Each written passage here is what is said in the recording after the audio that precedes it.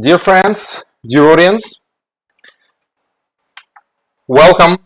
It's our weekly stream on Monday, and we have quite a few interesting stories to talk about.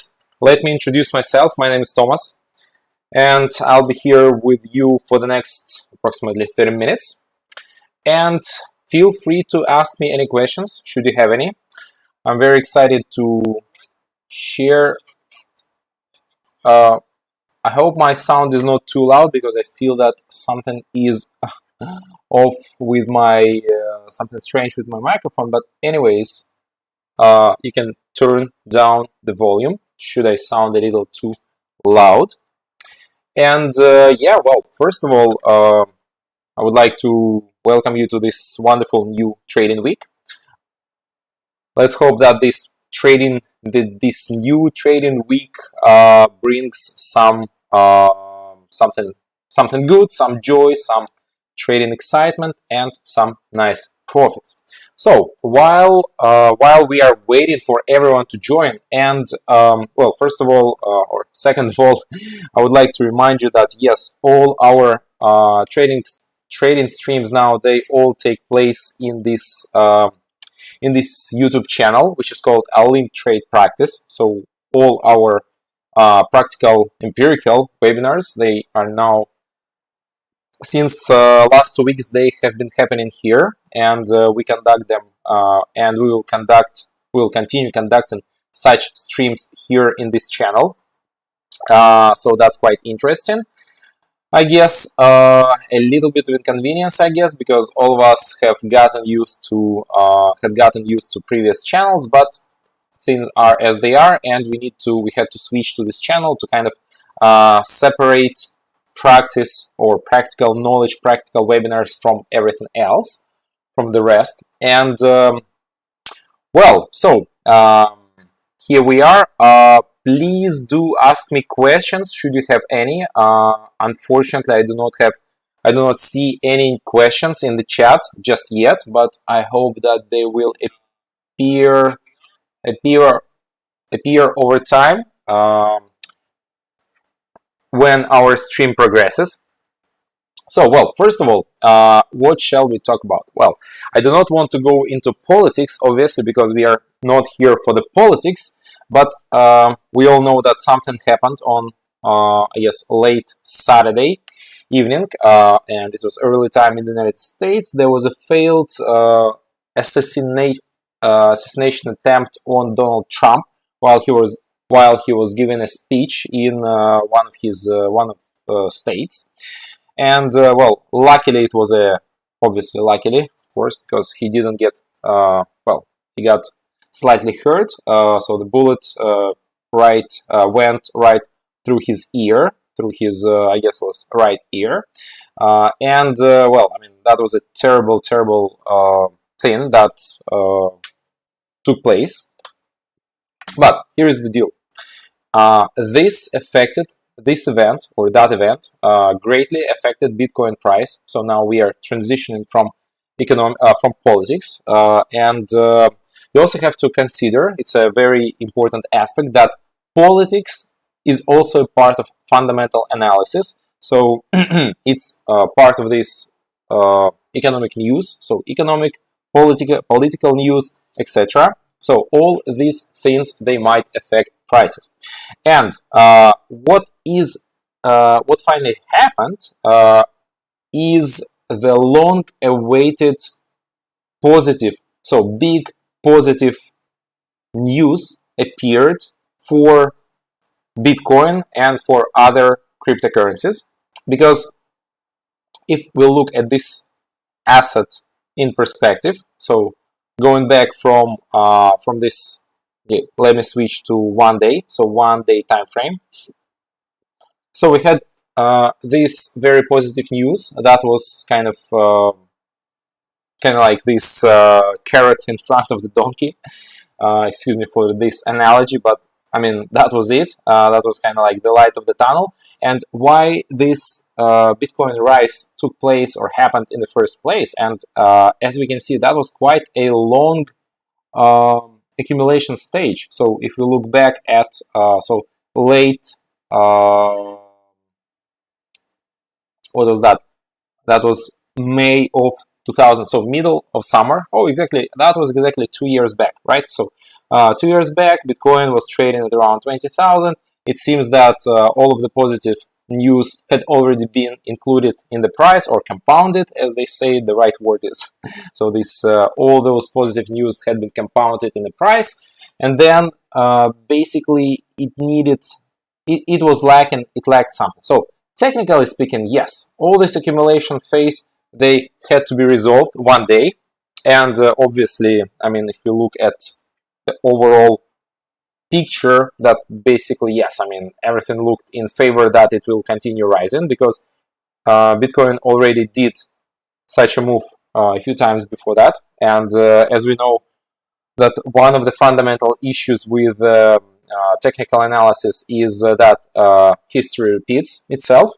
So it goes like, it's one of the 3 key axioms of technical analysis. So eventually we saw this when after a rise, then there is this correction, and in this correction phase, and then price goes up, price goes down, price goes up, price goes down, another accumulation phase, and it has to, the steam has to be let out, and price has to go somewhere.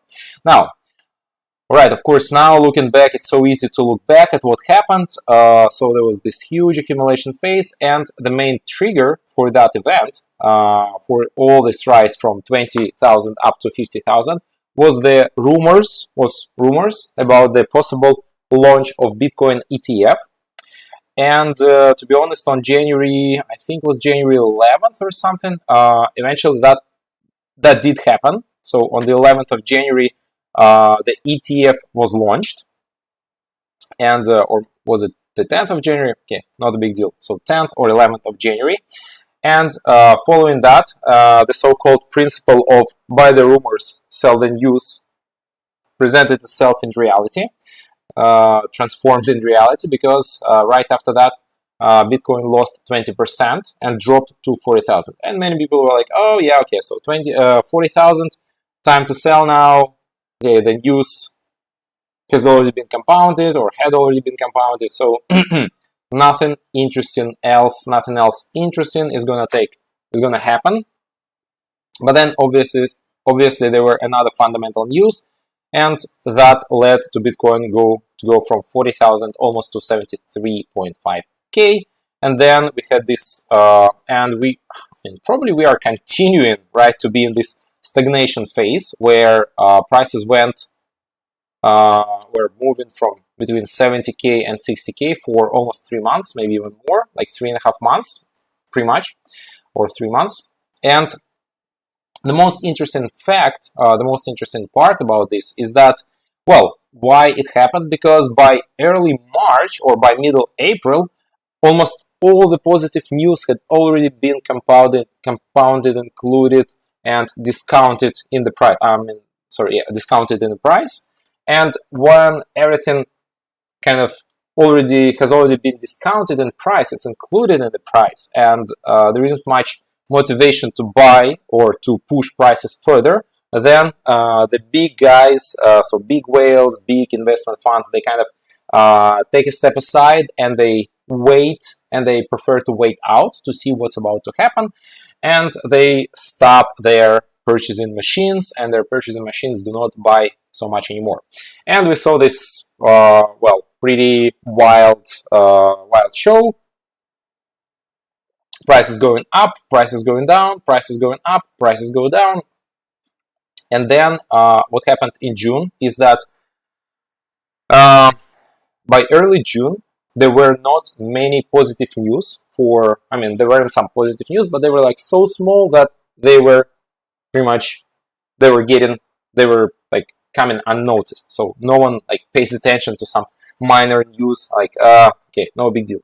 And then what happened in early June is that we had pretty much 2 big things, I would say, 2 factors. So factor number 1, Germany, the German government, they, some time ago, they arrested, like a few years back, I think it was 10 years back or so, some website which was streaming pirate movies content, and the German government seized 50,000 bitcoins back in 2014 or something.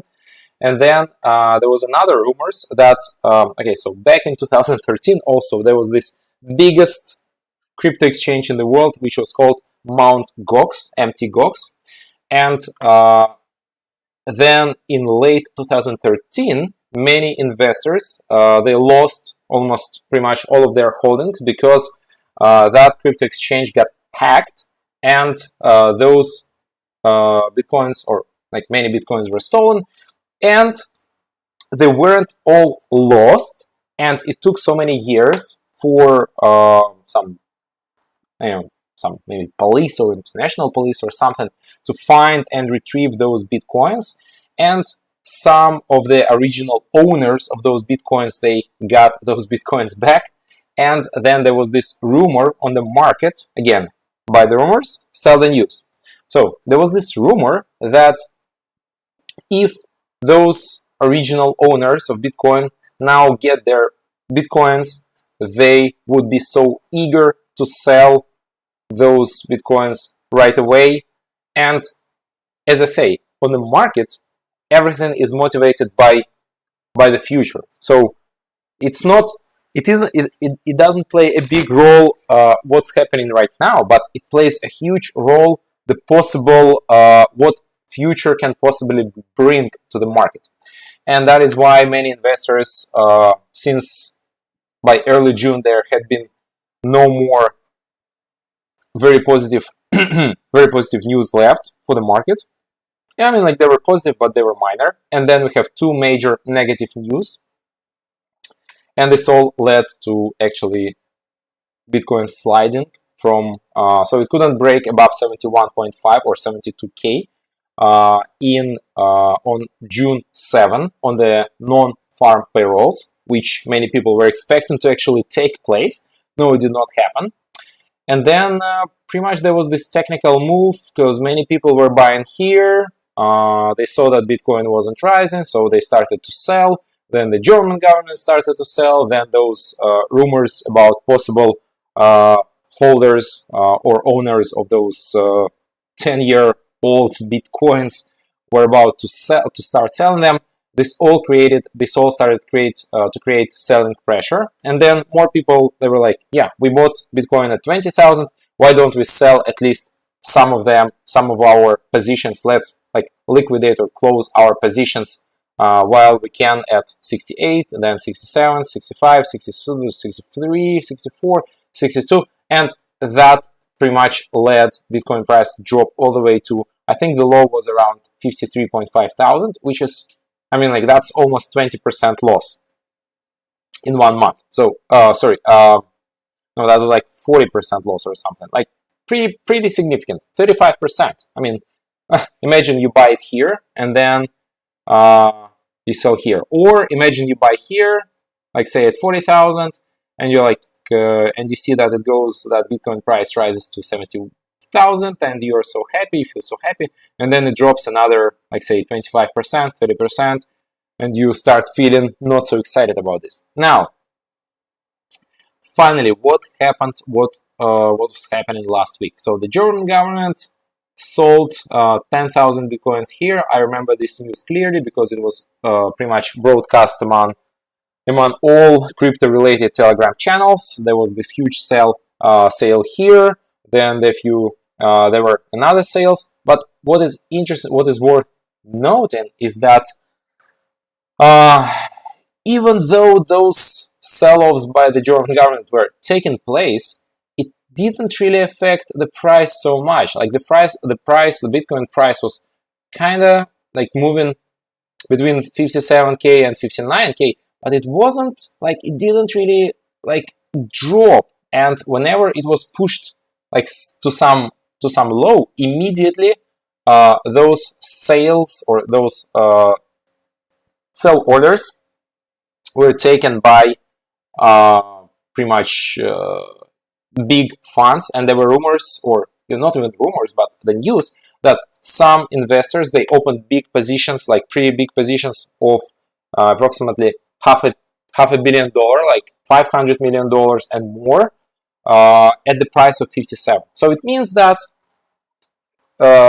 everyone was pretty much optimistic. And now let's roll back towards Saturday. So what happens on Saturday? So by Saturday, Bitcoin already rose towards 59K. So it was already pretty strong, pretty high, and everything looked as if a breakout was imminent. And then what happens is this luckily failed assassination attempt on Trump. And let me reload the chart just quickly. And then we see this, a quick surge in 1 hour. Bitcoin surges from 58.5 to almost 60K. And the rest is history. The rest we know that today on the market opening in the United States and pretty much on Monday. So Monday is the first working day for the majority of investors, and not so much usually happens on during the weekend. So we closed at around 57.5 thousand on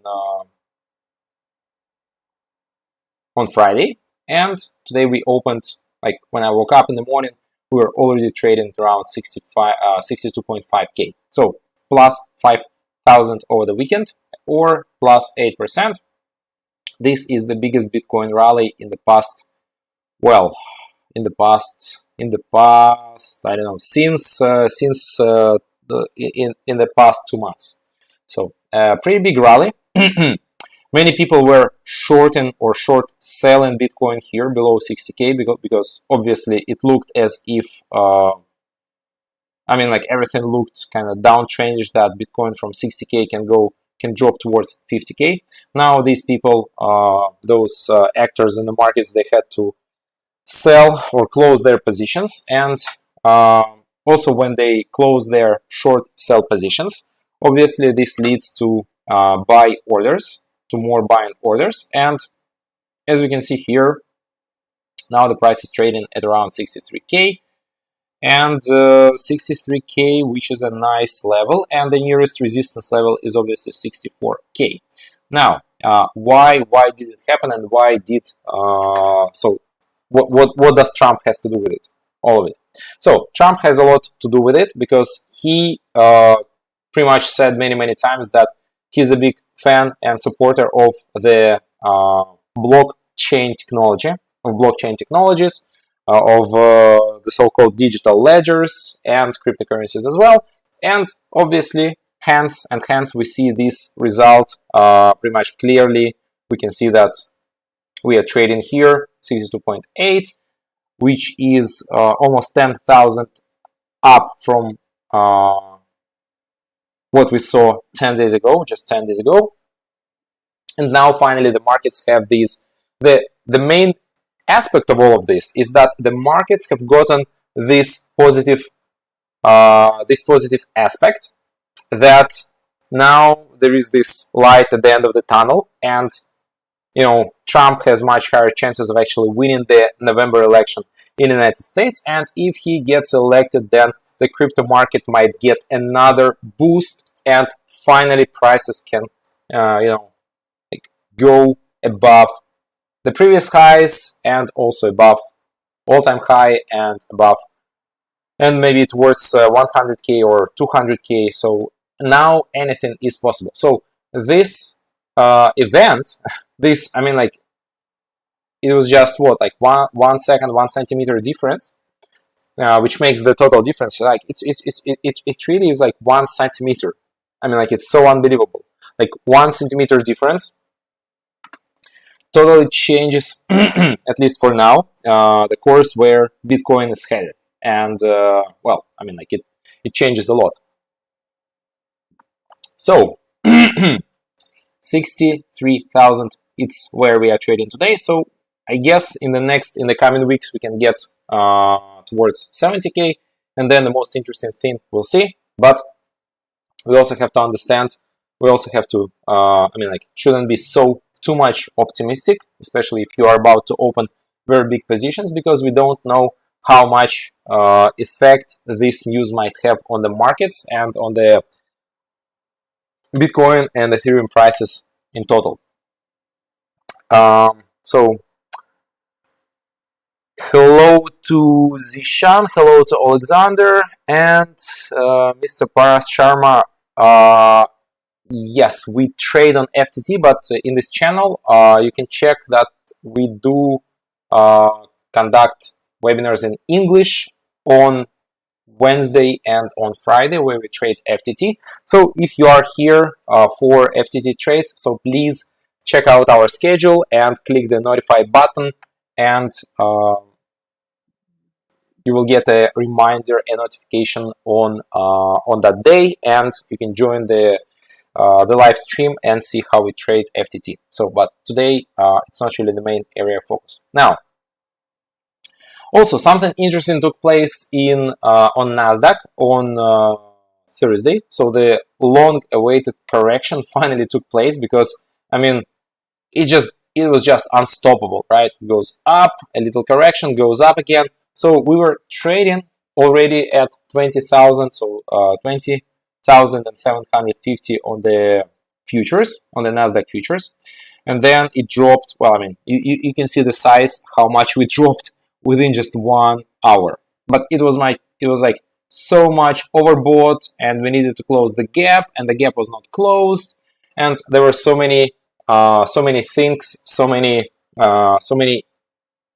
much of interest here, so much short sell interest, and now we are where we are. So we are at 20,500, and now price can reverse from here, and maybe can even drop towards 20,200 or 20,000, or maybe even lower. We'll see. So right now this seems to be a very interesting entry point for a short sell order. So if we connect the previous high with the low, and we can see, yes, 61.8, the correction level.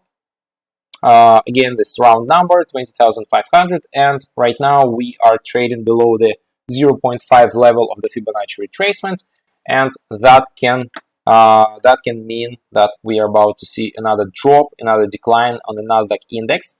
So I think this might take place very, very soon. So, well, let's see.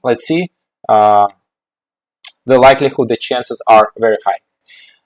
All right, so I see your question about the Euro USD. Let's talk about Euro USD. Well, the Euro USD, despite all the problems in the European economy, it's on the rise. But what is interesting, what is worth noting, is that the volatility on this. Sorry, let me just reload the chart just in case that there is no latency. So Euro USD, we are just going from one. It's very, very similar to Bitcoin when it was trading in this corridor. So 70k, 60k, 70k, 60k, 67, 57, above again 60, 70. So what's happening now, and what has been happening for the past, well, let's see, more than a year. I mean, it's like close to 1 year. It's just moving sideways. So in this situation, we need to wait for some.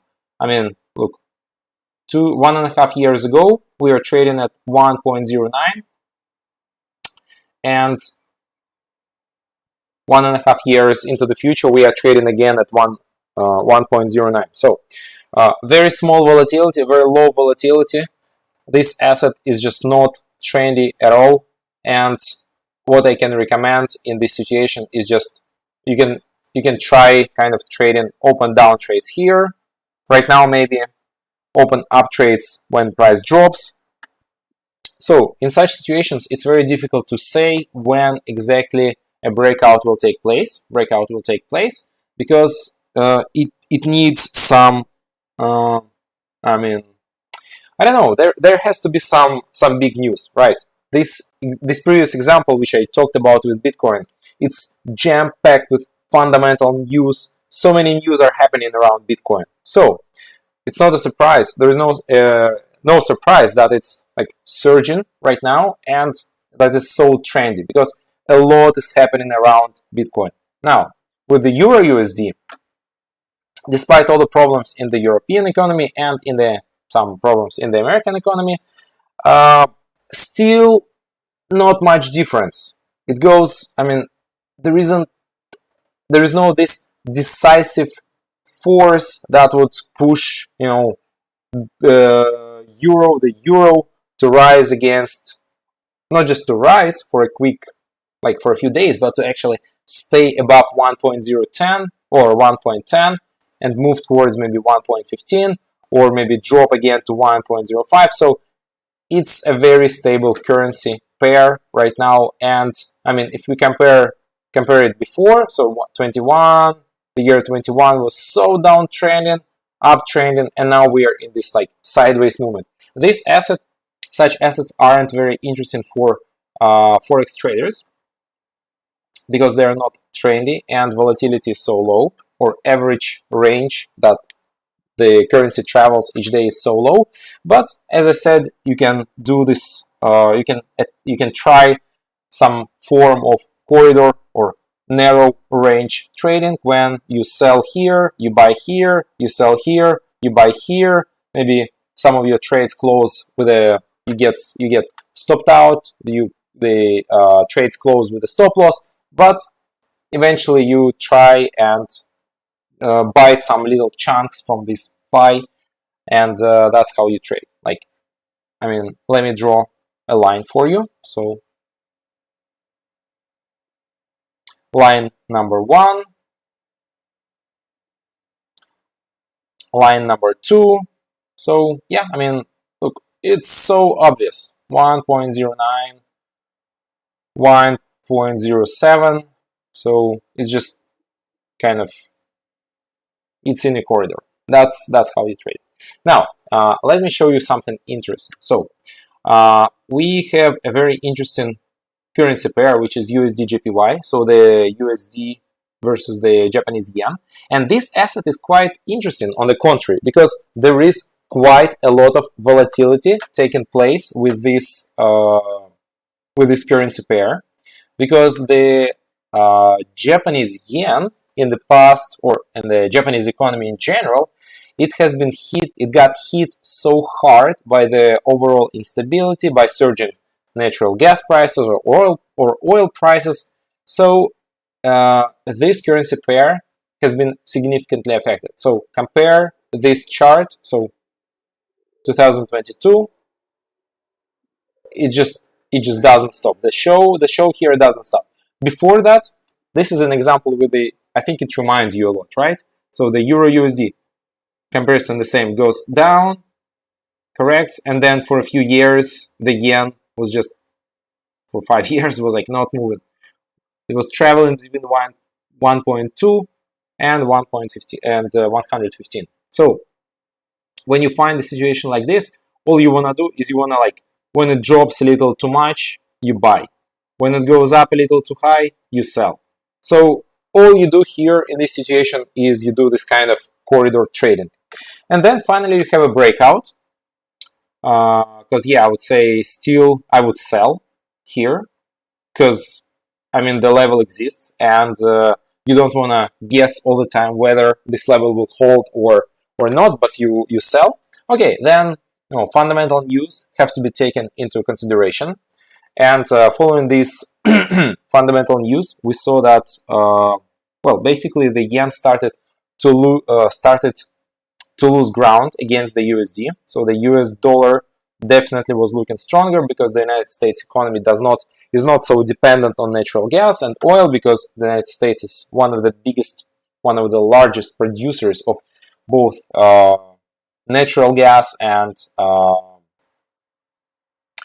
oil. So, but the Japanese economy got hit hard, and we saw one wave of growth, or one wave of so the yen dropped towards 150, which was at that time their minimum in the past, like 20, 30, 40 years. Then prices relieved. There was a quick relief for the yen. 15% stronger, and then this next wave of decline of dropping began, and we are currently trading at approximately 40 years lows for the Japanese yen. And just last week on Thursday, on the CPI or inflation data news, finally the yen found some support from the news, and as we saw, there was so much interest accumulated that in it, or had been accumulated before the news release, that on this news, the yen showed this very huge move.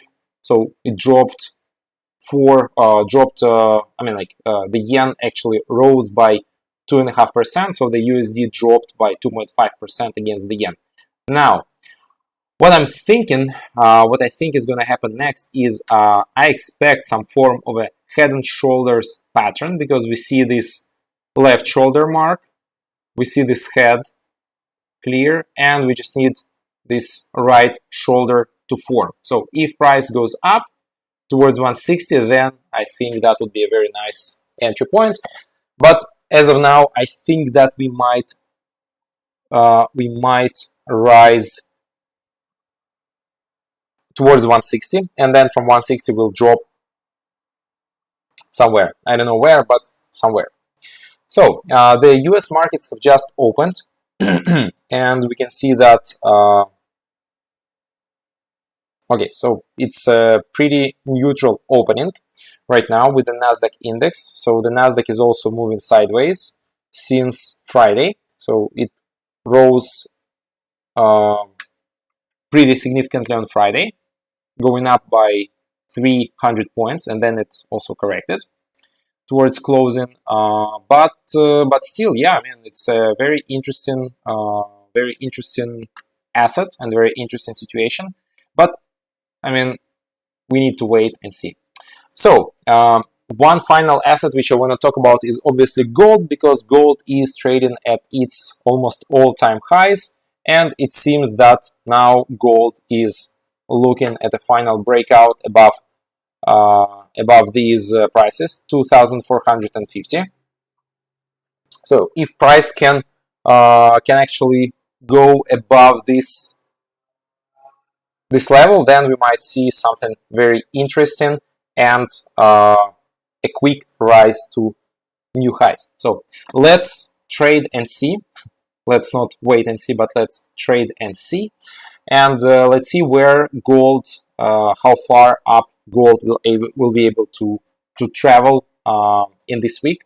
And so yes, I mean, it's trending, and another green week. Why not? 1, 2, 3. So 3 green weeks, and then this fourth one might also close in green. So a few final words on Bitcoin. So yes, on the opening we are dropping, so couldn't break above 63k, but that is also a healthy correction, because nothing can grow endlessly. Corrections need to take place from time to time, because that's how markets operate, and nothing like kind of goes in one direction without corrections. So it's always buy and sell, and the only difference that makes the difference, so whether an asset goes up in price or goes down, is the number of buyers. So if there are more buyers, then asset goes up in price. If there are more sellers, then the asset goes down in price. That is pretty much it.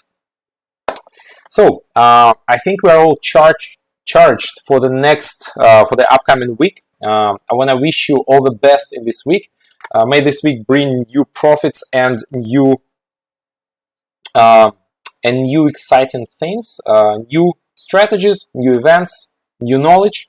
So I wish you all a wonderful trading week, and do not forget to contact our customer or VIP support department or customer support department. We are here to help you. We are here to share our trading knowledge with you.